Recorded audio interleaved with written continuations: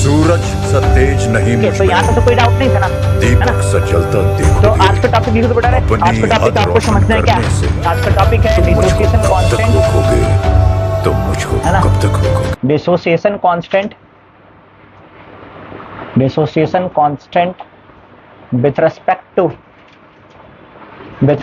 To solute electrolyte, with respect to solute electrolyte, ठीक है ना? With respect to solute electrolyte. तो यहाँ पर समझते हैं हम लोग एक चीज कि मान लीजिए आपके पास कोई सॉल्यूट इलेक्ट्रोलाइट है ना, कोई भी सॉल्यूट इलेक्ट्रोलाइट है। लेट अस से दैट कि आपके पास एक सॉल्यूट इलेक्ट्रोलाइट है कुछ K2SO4। देख बेटा, मैं कुछ ऐसा लेके चलता हूँ K2SO4, और आप इसको वाटर में डिसॉल्व कर रहे हैं, है ना? जब आप वाटर में इसको डिसॉल्व कर रहे हैं तो ये क्या मतलब आयनाइज होगा 2K plus plus SO4 2 minus ion, है ना? 2K plus plus SO4 2 minus ion. अब यहाँ पर हम लोग लेट कर लेते हैं कि लेट डिग्री इनिशियल नंबर मान लो ना, इनिशियल नंबर इसका 1 है, इसका शुरू में क्या है 0 0। अब हम यहाँ पर लेट कर लेते हैं कि लेट या कॉन्सेंट्रेशन कंसिडर कर लो ना कि इनिशियल कॉन्सेंट्रेशन कितना है सी मोल पर लीटर है। तो ये है आपका इनिशियल कॉन्सेंट्रेशन, इनिशियल कॉन्सेंट्रेशन क्या है सी, है ना? अब मैंने बोला क्या यहाँ पर लेट करते हैं कि let degree of dissociation, let degree of dissociation, degree of dissociation क्या है बेटा अल्फा है, क्या है अल्फा है।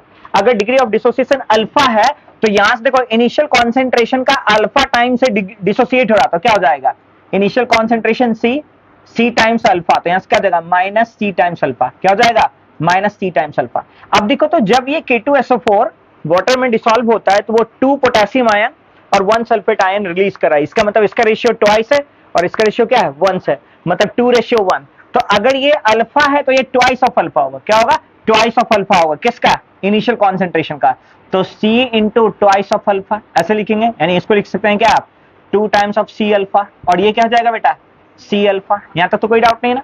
अच्छा, remaining concentration, remaining concentration, so remaining concentration क्या हो जाएगा पर C minus C into alpha, और ये बेटा क्या आ जाएगा 2 twice of C into alpha, और ये C इंटू अल्फा। यहां तक तो कोई डाउट नहीं ना?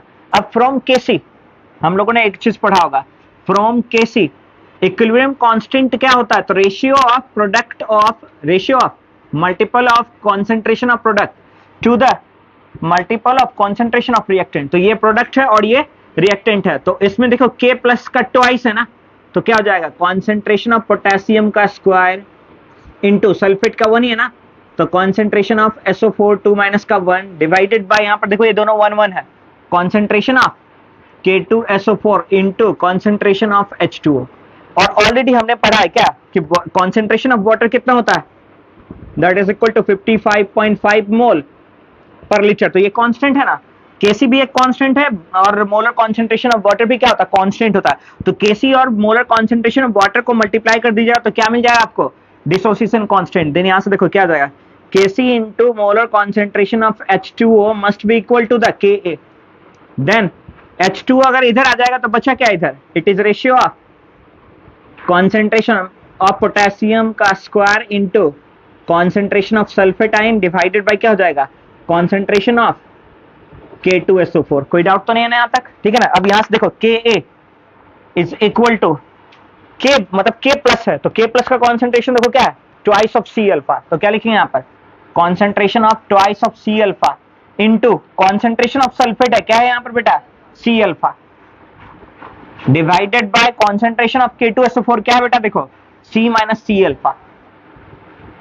क्लियर यहां तक कोई डाउट तो नहीं? सो Ka इज इक्वल टू, यहां से देखो अच्छा इसका स्क्वायर भी था ना, तो इस पर पावर स्क्वायर हो जाएगा, देन स्क्वायर कीजिए 2 का स्क्वायर क्या हो जाएगा 4C स्क्वायर अल्फा स्क्वायर, यहां पर बेटा C इंटू अल्फा, यहां पर C कॉमन ले लीजिए, देन क्या हो जाएगा 1 माइनस अल्फा, है ना?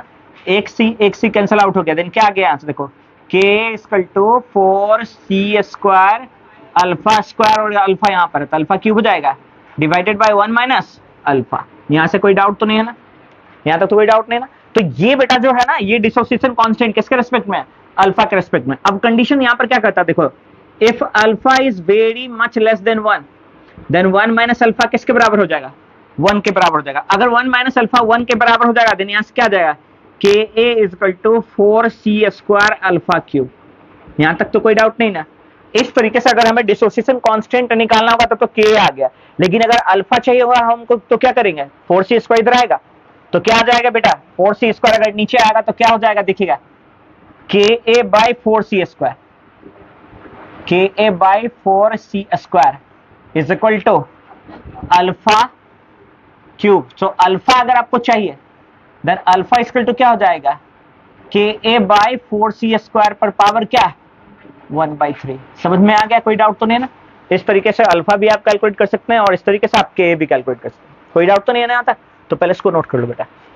हाँ alpha means what, degree of dissociation, जिसको कल भी हमने पढ़ा था कि 10%, 20%, 100%, 50%, ठीक है ना। तो वो ऐसा गिवन होगा कि कोई इलेक्ट्रोलाइट है जो 100% आयोनाइज नहीं हुआ तो 20% आयोनाइज हुआ, तो और 2 मोल्स पर लीटर है तो 2 मोल्स का 20% हो जाएगा। ये समझ में आना, कोई डाउट तो नहीं है ना।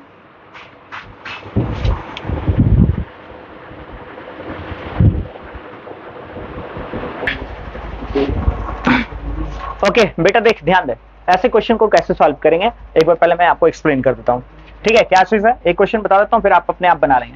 तो देखो क्या करा क्या 2 ग्राम ऑफ बेंजोइक एसिड है आपके पास, तो बेंजोइक एसिड यहाँ पर सोल्यूट हो गया और उसका वेट गिवन है। सो देखो यहाँ पर क्या है, यानी क्या क्या गिवन है वो चीज नोट कर लो। WA = 2 ग्राम, ठीक है ना, वेट गिवन है क्या 2 ग्राम, और dissolve in 25 gram of benzene, और बेंजीन आपका सॉल्वेंट है तो WB = कितना 25 ग्राम, ठीक है। और डेल्टा TF भी गिवन है आपके पास, so delta TF = 1.62 kelvin, and KF भी गिवन है। देखो बेटा KF फॉर बेंजीन कितना है, so Kf for benzene is 4.9 Kelvin kilogram per mole। now पूछा क्या, what is the percentage association, percentage मतलब क्या बेटा है अल्फा, परसेंटेज का मतलब क्या अल्फा, आपसे ये अल्फा पूछ रहा है कि अल्फा क्या होगा, मतलब एसोसिएशन क्या होगा। If it forms dimer, dimer कहने का मतलब क्या, 2 मॉलिक्यूल मिलकर कितना बनाएगा 1, डाइमर का मतलब ये होता है 2 molecules unite to produce single molecule. समझ में आ रहा ना।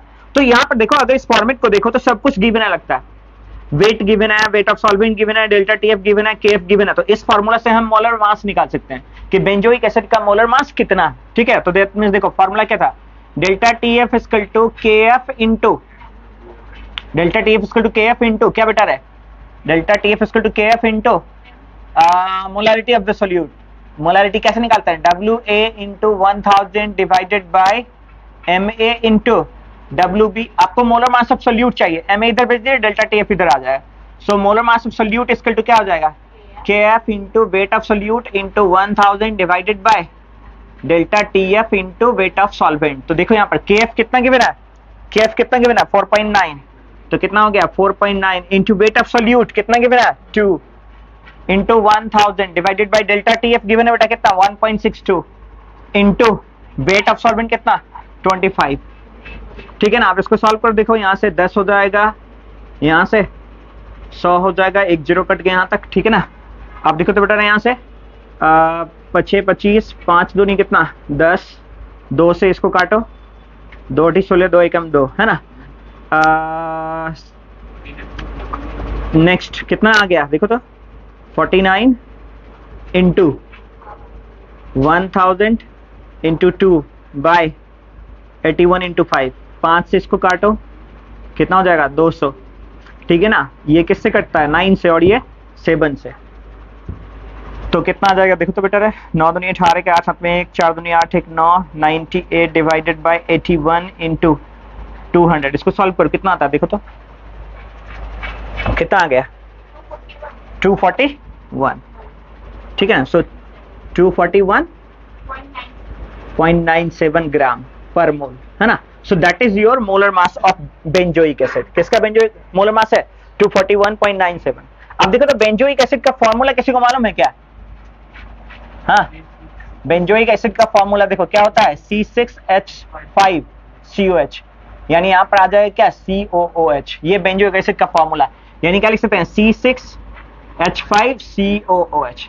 अब यहाँ से मोलर मास निकाल लो, देखो यहाँ से मोलर मास निकालो, ठीक है। कितना हो जाएगा 6 × 7 कार्बन बरसते 84 प्लस 6 हाइड्रोजन 6 प्लस 16 दूनी 32। देखो तो 84 और 6 कितना 90, 90 प्लस 32 कितना होता है 90 प्लस 32 122, ये होगा ना 122 से 132, देख लो एक बार, चेक कर लो। हाँ 122 ग्राम पर मोल है ना। तो दैट मीन देखो यहाँ से फिर से देखो, 6 1 7 12 7 84, ठीक है, 6 16 दूनी 32, 6 4 10 2 2 हाथ में 1 8 3 11 12, ठीक है 122 ग्राम। अब देखो तो ये बेटा आ गया क्या, एक मोलर मास और यहाँ पर दूसरा मोलर मास। क्या दोनों मोलर मास में बहुत सारा अंतर है ना।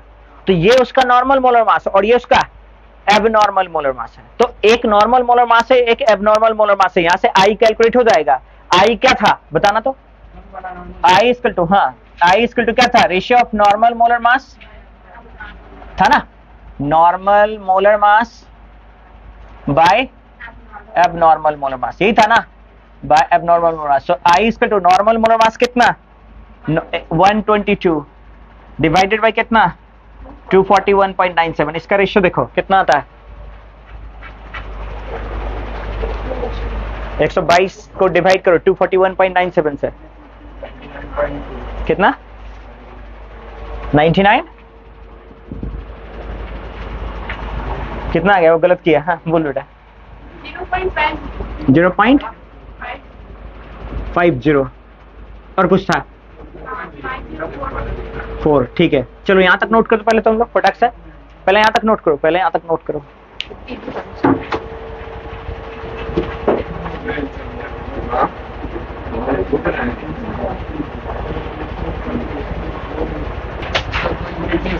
क्या बेटा, आई का नंबर है ना, देखो मास बाय मास, तो ग्राम बाय ग्राम कट गया, नंबर बचा। ऑस्मोटिक प्रेस मतलब pressure by osmotic pressure, pressure का एटीएम होता है, दोनों कट जाएगा ना। तो ये नंबर है, क्योंकि रेशियो आप निकाल रहे हैं, नंबर का रेशियो निकाल रहे हैं, मास का रेशियो निकाल रहे हैं, कॉलिगेटिव प्रॉपर्टीज का रेशियो निकाल रहे हैं। तो जब आप रेशियो निकालेगा तो सिर्फ नंबर मिलेगा आपको, ठीक है, यहाँ तक तो कोई डाउट नहीं ना।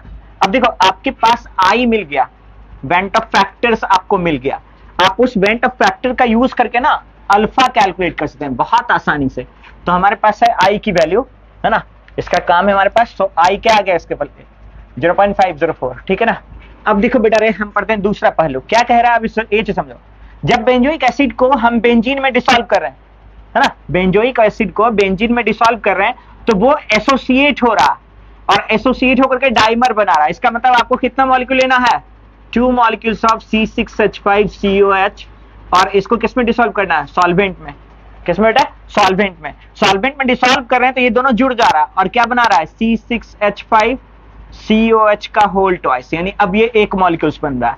तो 2 में क्या बना 1, तो 1 में कितना बनेगा बेटा, हाफ, है ना, यहाँ तक तो कोई डाउट नहीं। तो अगर ये अल्फा से एसोसिएट होता तो ये कितना मिलता आपको, अल्फा बाई 2, तो कितना बचा बेटा रे, रिमेनिंग कितना हो गया 1 माइनस अल्फा, और यहाँ पर अल्फा बाई 2। तो यहाँ से आई कैसे निकालते हैं हम लोग, I equal to number of particles associated, हाँ है ना, हाँ है ना, बोलो जल्दी जल्दी, number of particles associated by initial number, है ना।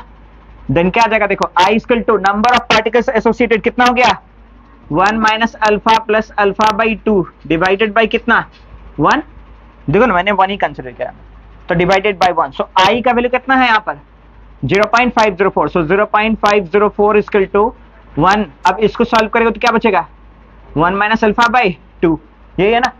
अब देखो तो बेटा अल्फा बाई 2 इधर भेजो, इसको उधर भेजो, देन क्या आ जाएगा alpha by 2 equal to 1 minus 0.504, कितना आएगा घटा के जल्दी बोलो, 6, हाँ ठीक है ना। So alpha by 2 equal to 0.496, so alpha equal to कितना आ गया ट्वाइस ऑफ 0.496, गुना करो देखो कितना आ गया, इसका ट्वाइस गुना करो कितना आ गया, 6 दूनी 12 2 में 1 9 दूनी 18 19 के 9 में 1 4 दूनी 8 1 9, 0.992, यही है ना। तो अल्फा क्या होता है, परसेंटेज अगर होता है तो परसेंटेज के लिए 100 से गुना करते हैं। सो 0.992 गुना कितना 100 इक्वल टू कितना 99.2%। समझ में आ गया ना, अल्फा क्या होता है, एक परसेंटेज होता है, इसको परसेंटेज में कन्वर्ट करने के 100 से गुना करते हैं तो कितना हो जाएगा 0.992 इंटू 100 यानी 99.2%। तो इसका अल्फा कितना है 99.2%, यानी कितना एसोसिएशन हुआ है? 99.2% एसोसिएशन हुआ, 100% एसोसिएशन नहीं हुआ। समझ में आ गया ना? इसीलिए मोलर मास में क्या आ गया? एबनॉर्मलिटीज।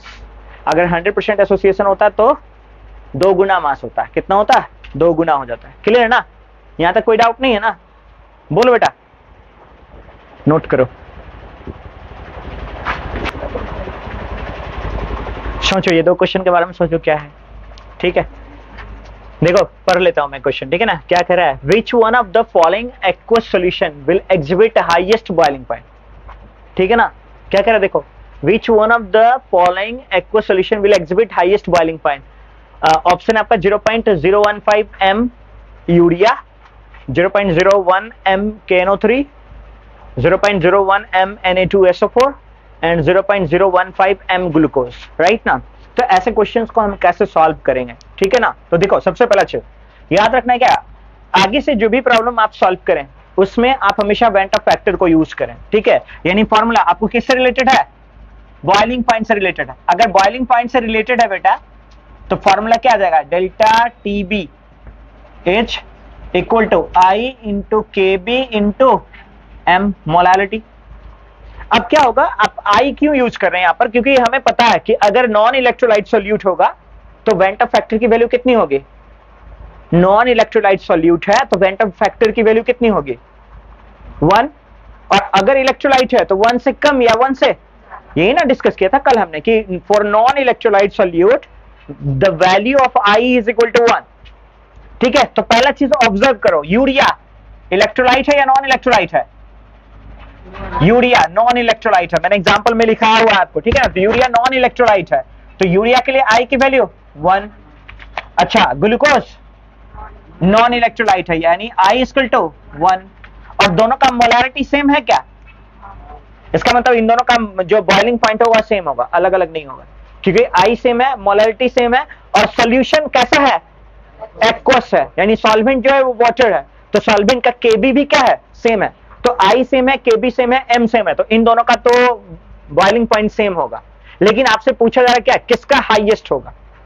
ठीक है ना? अब देखो समझने वाली बात क्या है यहां पर, देखो यहां पर देखो KNO3 है, तो KNO3 के लिए देखो K पर प्लस चार्ज और नाइट्रेट पर -1, यानी ये डिसोसिएट होगा तो कैसे हो सकता है? K प्लस NO3 -1, यानी 1 + 1, यानी इसके लिए वेंट ऑफ फैक्टर कितने हो गए? 2, है ना? अब देखो Na2SO4 है क्या? अगर Na2SO4 है तो इसके लिए देखो बेटा, ये डिसोसिएट कैसे होगा? Twice of Na plus SO4 2 - ion, यानी यहां पर 2 है और यहां पर 1 है, तो 2 + 1 कितना? 3। तो सबसे ज्यादा आई किसका? सबसे ज्यादा आई किसका? Na2SO4 का। तो सबसे ज्यादा बॉइलिंग पॉइंट किसका? समझ में आ गया ना? यानी इसका आंसर क्या हो जाएगा? कोई कैलकुलेशन करने की आवश्यकता है? कुछ नहीं, आपको सिर्फ और सिर्फ किस पर फोकस करना? आई पर, कि जिसका वेंट ऑफ फैक्टर ज्यादा होगा उसका बॉइलिंग पॉइंट क्या होगा? ज्यादा होगा। क्लियर हो गया? कोई डाउट नहीं ना? क्योंकि boiling point of solution equal to TB equal to क्या होता है? T0B plus delta TB. तो जिसका डेल्टा टीबी मैक्सिमम उसका बॉइलिंग पॉइंट मैक्सिमम, और डेल्टा टीबी किस पर डिपेंड करे? यहां पर आई पर। समझ में आ गया ना? क्यों? क्योंकि इसका इन दोनों का मोलर कॉन्सेंट्रेशन सेम, इन दोनों का मोलर कॉन्सेंट्रेशन सेम। देखो तो 0.01 0.01 है ना, और इन दोनों का सेम। क्लियर ना? इन दोनों का वेंट ऑफ फैक्टर इन दोनों से कम है, ऑब्वियसली कम होगा उनका बॉइलिंग पॉइंट। क्लियर है ना यहां तक? अब देखो अगला ये चीज देखो, है ना? अब यहां पर देखो क्या करा, फॉर एन इलेक्ट्रोलाइट, यानी अगेन इलेक्ट्रोलाइट है, अगेन क्या है? इलेक्ट्रोलाइट है। Elevation in boiling point, elevation in boiling point again, यानी क्या है? देखो delta TB equal to I into K B into M. ठीक है? मतलब मोलालिटी है यहां पर। So for an electrolyte elevation in boiling point is directly proportional to the, सीधा सीधा देखो यहां से एम है तो एम फॉर मोलालिटी। सो इसका आंसर क्या हो जाएगा बेटा? मोलालिटी। क्लियर है ना? कोई डाउट तो नहीं है ना? तो ऐसे क्वेश्चंस बहुत आसानी होते हैं, ऐसा कोई डिफिकल्ट क्वेश्चन नहीं होता, आप आसानी से सॉल्व कर सकते हो उसको। ठीक है? पहले इसको नोट कर, पहले इसको नोट करो फटाक से।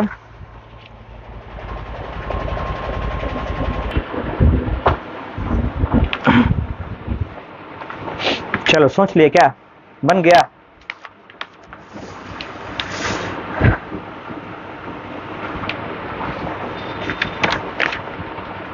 देखिए पहला क्वेश्चन क्या है, देखो बेटा। हाँ, पहला क्वेश्चन क्या कह रहा है? देखो, विच of the following aqueous solution, है ना? विच of the following aqueous solution, aqueous मतलब H2O has minimum freezing point, है ना, has minimum freezing point. Okay, minimum freezing point के बारे में पूछ रहा है, यानी फ्रीजिंग पॉइंट हम लोग कैसे निकाल सकते हैं? TF इक्वल टू क्या होता है?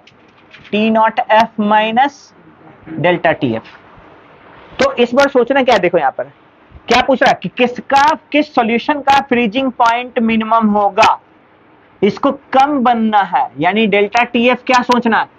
ज्यादा सोचना है। डेल्टा TF क्या सोचना है? ज्यादा, कि किसका elevation sorry depression in freezing point ज्यादा होगा, उसका फ्रीजिंग पॉइंट क्या होगा? कम होगा।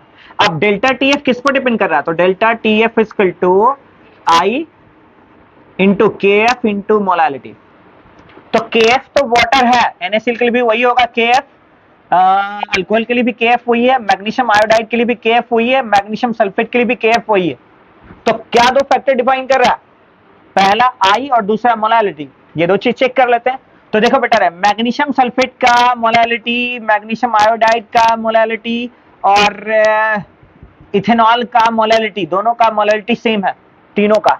सिर्फ किसका है? इसका मोलालिटी हाईएस्ट है, ये 0.005, ये 0.1, यानी सबसे ज्यादा मोलालिटी हाईएस्ट किसका है?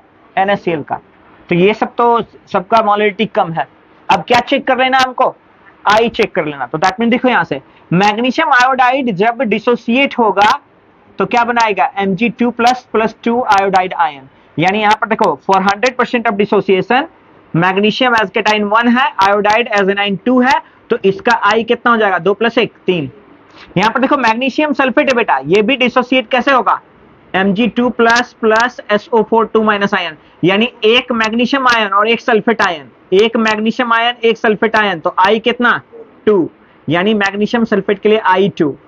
ऐसे तो इथेनॉल वाटर में डिसोसिएट नहीं होगा, लेकिन अगर आप सोच भी लेते हैं कि ये डिसोसिएट हो रहा है, तब भी ये कितना देखो C2H5O माइनस H+, तो कितना हो जाएगा? 2। तो यहां पर भी went of factor I2 I3, और यहां पर देखो बेटा चेक कर लो NaCl है, यहां पर वेंट ऑफ फैक्टर एक केटायन और एक एनायन, कितना हो जाएगा? 2। लेकिन इस वेंट ऑफ फैक्टर से जब इसको आप मल्टीप्लाई करेंगे तो कितना हो जाएगा? 0.02, और इस वेंट ऑफ फैक्टर से इसको मल्टीप्लाई कीजिएगा कितना हो जाएगा? 0.015। इससे इसको मल्टीप्लाई करो कितना आ जाएगा? 0.010, और इसको इससे मल्टीप्लाई करो 0.010। सबसे ज्यादा मोलारिटी किस फैक्टर्स में दिख रहा है आपको? NaCl में। तो किसका डिप्रेशन इन फ्रीजिंग पॉइंट सबसे ज्यादा होगा? NaCl का। ठीक है ना? तो सबसे कम मिनिमम, जो सबसे मिनिमम फ्रीजिंग पॉइंट होगा वो किसका होगा? NaCl का। समझ में आया ना? तो डेल्टा TF इसका मैक्सिमम, इसलिए फ्रीजिंग पॉइंट मिनिमम। क्लियर हुआ? कोई डाउट वाली बात तो नहीं है ना? I कैसे निकाले? मैंने क्या बोला? देखो मैग्नीशियम, आपको नंबर ऑफ केटाइन और नंबर ऑफ एनाइन चूज करना है, चार्ज को चूज नहीं करना, चार्ज को कंसीडर नहीं करना है। ठीक है ना? आपको number of cation plus number of anion. देखो ना, मैग्नीशियम कितने केटाइन बनाया यहां पर? एक ही ना। आयोडीन कितना एनाइन बना यहां पर? 2 ना। तो 2 + 1 3 हो गया। आपको टोटल चूज करना क्या है? Number of cation plus number of anion. ठीक है ना? अब मैग्नीशियम सल्फेट है ना, तो Mg2 प्लस सल्फेट 2- आयन, तो यहां पर ये तो पॉजिटिव चार्ज और नेगेटिव चार्ज उसका केटाइन और एनाइन का चार्ज है। हम नंबर सेलेक्ट कर रहे हैं ना, हम चार्ज सेलेक्ट नहीं कर रहे हैं, number of solute particle select कर रहे हैं। तो ये number of solute particles as a cation, और ये number of solute particles as क्या? As a anion. तो 1 + 1 कितना? 2। इसलिए आप इसका बेंट ऑफ फैक्टर 2, इसका भी 2। अगर ये आयनाइज होगा तो कैसे हो सकता है? C2H5O- प्लस H+, तो एक एनाइन और एक केटाइन है, तो टोटल कितना हो गया? 2। समझ में आया ना? NaCl में भी एक केटाइन और एक एनाइन है, तो 1 + 1 2। अब इस बेंट ऑफ फैक्टर से इसके कॉन्सेंट्रेशन में मल्टीप्लाई करते हैं तो ऑटोमेटिकली इसका कॉन्सेंट्रेशन इन सबसे क्या है? ज्यादा है। देखो ना, अगर एक 0 तुम लगा दो कोई फर्क पड़ेगा नहीं ना। तो यहाँ पर क्या है? 0.020 है, और यहाँ पर क्या है? 0.015 है, 0.10 है, 0.010। तो सबसे ज्यादा मोलालिटी किसका? इसका। अगर मोलालिटी ऑटोमेटिकली I के साथ इंक्रीज हो गया तो डेल्टा TF भी क्या होगा? इंक्रीज हो जाएगा। तो फ्रीजिंग पॉइंट क्या हो जाएगा? डिक्रीज हो जाएगा। तो फ्रीजिंग पॉइंट सबसे कम ढूंढना था, तो जिसका डेल्टा TF सबसे ज्यादा, फ्रीजिंग पॉइंट उसका सबसे कम। क्लियर हो गया? कोई डाउट तो नहीं है ना? ठीक है, तो इसका आंसर क्या हो जाएगा? 0.01 m ऑफ NaCl, है ना? अब इसको देखो, ये बढ़िया क्वेश्चन, इसको देखो पहले, उसको तुम आंसर नोट करो तो मैं उसको मिटाऊंगा। इसको देखो, ये बढ़िया क्वेश्चन है।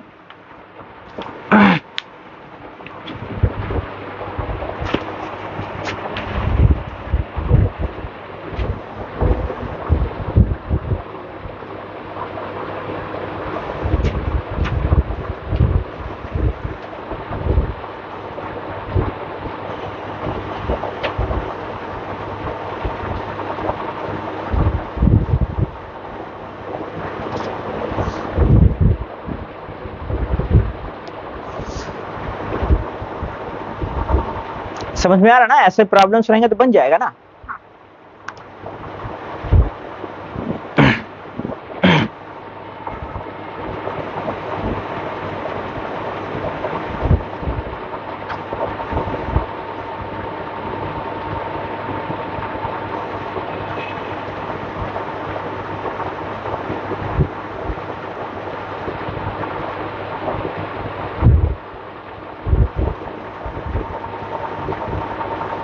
हो गया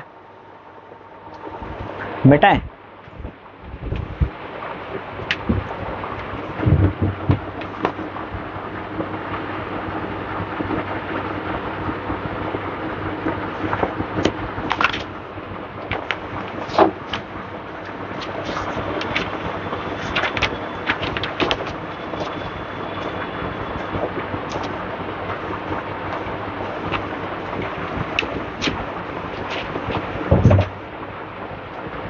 ऊपर बेटा बेटा, हाँ चलो ठीक है। तो नेक्स्ट देखो,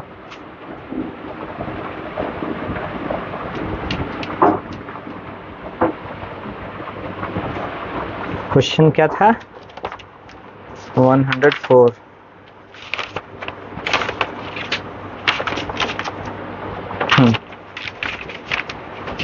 क्या था इन 0.2, ठीक है ना। क्वेश्चन थोड़ा सा मिट गया है, उसको फिर से मैं लिख देता हूँ। इन 0.2, ठीक है, molar aqueous solution, molar aqueous solution of a weak acid of HX, ठीक है। अब देखो क्वेश्चन को पढ़ो, है ना। क्वेश्चन क्या कह रहा है, देखिए इन 0.2 मोलर, मतलब मोलारिटी गिवन है, aqueous solution of a weak acid HX, मतलब कोई हाइड्रोजन हैलाइड का एसिड है जो वीक एसिड है। द डिग्री ऑफ आयोनाइजेशन, मतलब अल्फा, मतलब alpha, degree of ionization, degree of association, degree of dissociation, right ना, ये तीनों क्या होता है, अल्फा होता है। इज 0.3, यानी इस बार अल्फा दे रखा है कितना, 0.3। Taking KF for water is 1.85, the freezing point of solution will be, उस सॉल्यूशन का फ्रीजिंग पॉइंट क्या होगा। यानी सबसे पहला टास्क क्या है हमको, आई कैलकुलेट करना। क्या कैलकुलेट करना बेटा, आई। तो पहले देख लो, देखो यहाँ पर आपके पास जो सोल्यूट है वो HX है, HX है, H2O कंसिडर करो, है ना। HX जब वाटर में डिसॉल्व होगा तो H पर पॉजिटिव चार्ज और X पर निगेटिव चार्ज आएगा, तो एक्वस फॉर्म में H पॉजिटिव और X निगेटिव आएगा, ठीक है ना। अब इनिशियल नंबर कितना लेते हैं हमेशा, 1, और ये कितना होता है, 0 0। कितना होता है बेटा, 0 0।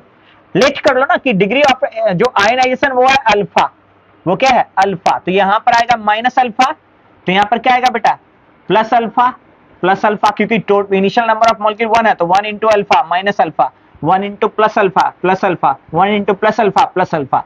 तो रिमेनिंग कितना बच गया बेटा, रिमेनिंग पार्टिकल्स कितना हो गया, 1 माइनस अल्फा, है ना। देखो शुरू में 1 था, माइनस अल्फा से डिक्रीज हो गया, तो बचा कितना, 1 माइनस अल्फा। ये शुरू में 0 था, अल्फा से बढ़ा तो प्लस अल्फा, ये शुरू में 0 था तो अल्फा से बढ़ा। अब हम चाहते हैं कि आई कैलकुलेट करना। आई इक्वल टू क्या होता है, number of particles after dissociation और ionisation by 1, initial number 1 consider कर रहे हैं। तो यहां पर देखो बेटा रे, यहां पर क्या आ गया, 1 minus alpha plus alpha, 1 minus alpha plus alpha by 1, एक अल्फा कट गया, तो कितना आ गया, आई इक्वल टू 1 प्लस अल्फा, है ना, 1 प्लस अल्फा। अल्फा की वैल्यू कितना है, 0.3, यानी आई इक्वल टू कितना आ गया, 1 plus 0.3, so I equal to कितना, 1.3। समझ में आ गया, आई का वैल्यू समझ में आ गया ना। अब क्या पूछ रहा है आपसे, अब आपसे पूछा क्या, taking KF of water is 1.25, find the freezing point of solution. यानी पहले डेल्टा टीएफ निकालो। डेल्टा टीएफ इक्वल टू क्या होता है, KF into I into molality. So delta TF equal to KF का वैल्यू बेटा कितना है, 1.85, 1.85 इंटू आई का वैल्यू 1.3 इंटू मोलालिटी 0.2, सबको गुना करो, कितना आ जाएगा, 13 दूनी 26, यानी 1.85 गुना 0.26। हाँ अब इसको गुना करो बेटा, 0.481 डिग्री सेल्सियस है सब, हाँ डिग्री सेल्सियस, ठीक है ना, यहाँ तो कोई डाउट नहीं ना। अच्छा ये क्या है आपका डेल्टा टी एफ, तो डेल्टा टी एफ लगाते ही ये टिक नहीं लगाती, ये आंसर गलत। आपसे क्या पूछ रहा है, फ्रीजिंग पॉइंट पूछ रहा है, तो फ्रीजिंग पॉइंट कैसे निकालते हैं, देखो फ्रीजिंग पॉइंट निकालते हैं, freezing point of solution is equal to T not F minus delta T F. Ice का, वाटर का फ्रीजिंग पॉइंट कितना, 0, तो 0 minus delta T F 0.481 is equal to, answer क्या देगा, minus 0.481। So answer is the D. समझ में आया ना, कोई डाउट तो नहीं है ना, तो ये ऑप्शन जानबूझ के दिया रहता है, ठीक है।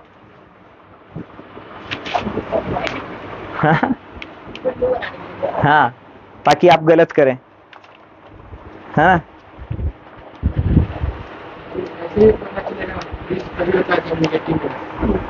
कोई जरूरी नहीं है, कोई जरूरी नहीं। अगर कोई पॉजिटिव में रहेगा तो मान लो +4 में आ गया तो न्यूमेरिक वैल्यू है ना, स्टेटमेंट के हिसाब से बदलते रहता है।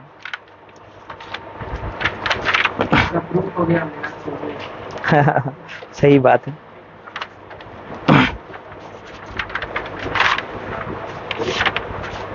आसान होता है न्यूमेरिकल, ऐसा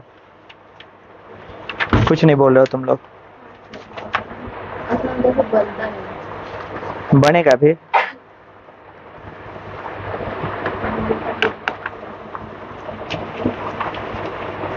मिटाए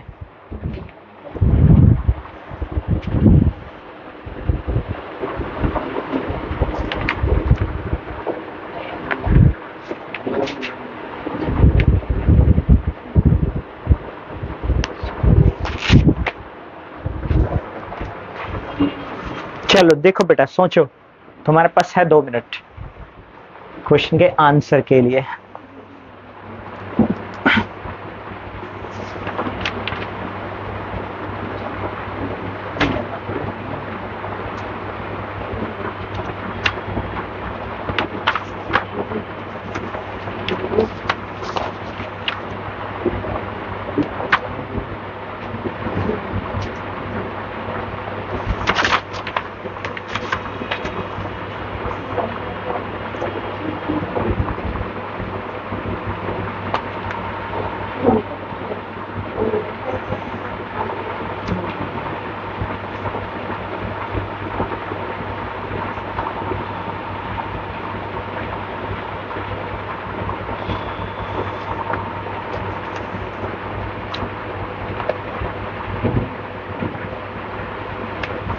क्वेश्चन पढ़ूं क्या, हाँ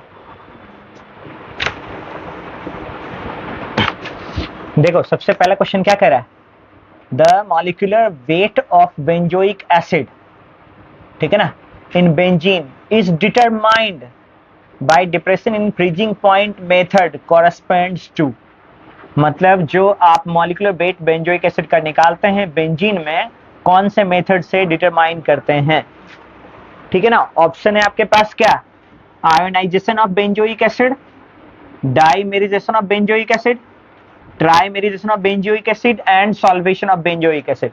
कौन से मेथड से हम लोग ये मॉलिक्यूलर वेट कैलकुलेट कर सकते हैं, ठीक है, बताना बेटा। देखो मॉलिक्यूलर वेट के लिए मतलब यहां से देखो हम लोग क्या क्या पढ़ सकते हैं, फॉर्मूला बताना। तो पहला delta P by P not is equal to I into mole fraction of solute है, ये पहला था ना RLBP।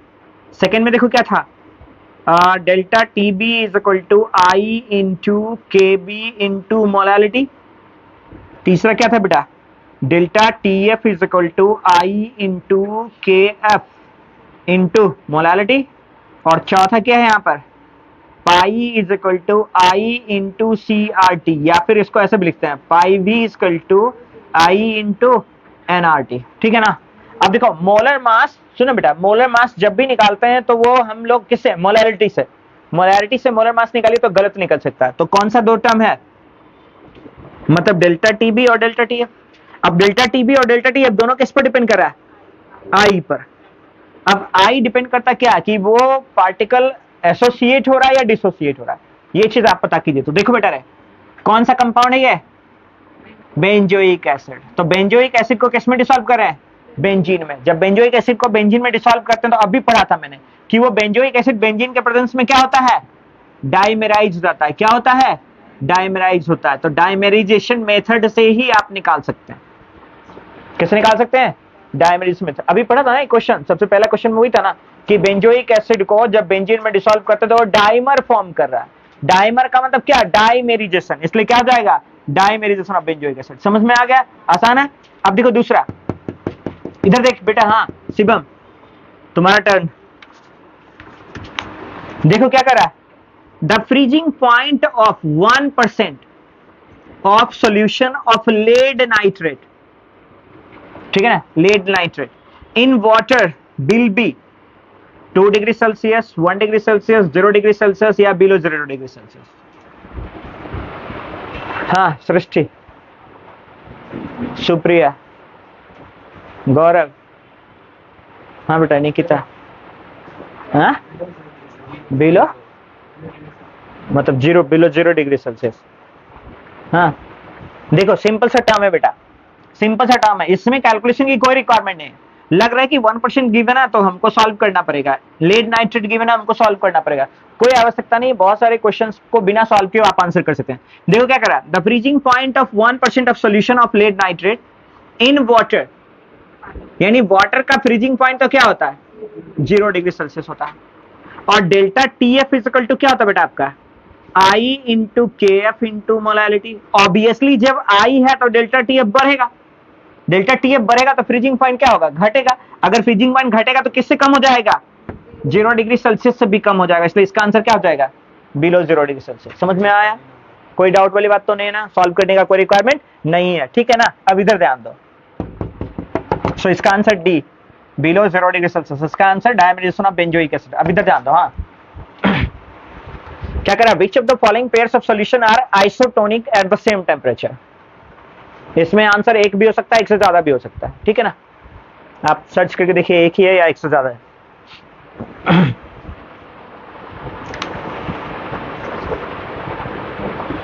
नहीं बेटा, दिमाग में सर्च कीजिए, गूगल वहां पे सर्च नहीं करना है, हाँ सानवी बेटा, गूगल पे सर्च नहीं करना, दिमाग में सर्च करना।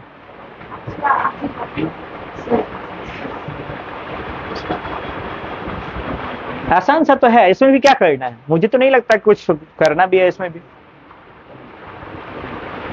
है ना। देखो क्या करा, आइसोटोनिक का मतलब क्या, आइसोटोनिक के लिए 2 कंडीशन याद करो। आइसोटोनिक का मतलब क्या, C1 इक्वल टू C2, मतलब दोनों सॉल्यूशन का कॉन्सेंट्रेशन क्या होना चाहिए, सेम होना चाहिए, या पाई 1 इक्वल टू पाई 2। तो हम पाई पर क्यों जाए, अगर C1 C2 मिल ही रहा तो पाई पर क्यों जाए, है ना। तो आइसोटोनिक के लिए दोनों कॉन्सेंट्रेशन सेम होना चाहिए। तो देखो 0.1 m 0.1 m, मोलैलिटी तो सेम ही दिख रहा है, मोलैलिटी। अब चेक कर लेते हैं वेंट ऑफ फैक्टर, क्या चेक कर लेते हैं, वेंट ऑफ फैक्टर। इसका वेंट ऑफ फैक्टर देखो, इसको बेटा डिसॉल्व करेगा कैसे टूटेगा, Ca2 प्लस 2NO3 माइनस 1, तो इसका I कितना हो गया, 3। अब इस पे देखो Na2SO4 को तोड़ोगे तो क्या टूटेगा, 2Na plus plus SO4 2 minus n, तो 2 प्लस 1, इसका भी I 3, तो इसका भी I 3, इसका भी I 3, तो सेम हो जाएगा ना, इसका मतलब A तो हो ही गया। अब चेक कर लो, देखो यहाँ पर 0.1 0.1 दोनों सेम है, लेकिन I2 I 2 1 3 ये नहीं होगा। यूरिया का I1 और मैग्नीशियम क्लोराइड का I3, कैसे, एक मैग्नीशियम 2 क्लोराइड 3 हो गया। चेक कर लो यहाँ पर देखो, I इक्वल टू 1 और NaCl का 1 प्लस 1 2, तो 0.1 इंटू 2 कितना आ गया, 0.2, इसका भी 0.2, इसका भी 0.2, तो D, इसका मतलब इसका आंसर क्या आ जाएगा, A एंड D। समझ में आ गया, A एंड D, क्लियर है ना, कोई डाउट तो नहीं है ना, काफी है इतना। चलो ठीक है, फिर टेक योर लंच, है ना, फिर मिलते हैं लंच के बाद।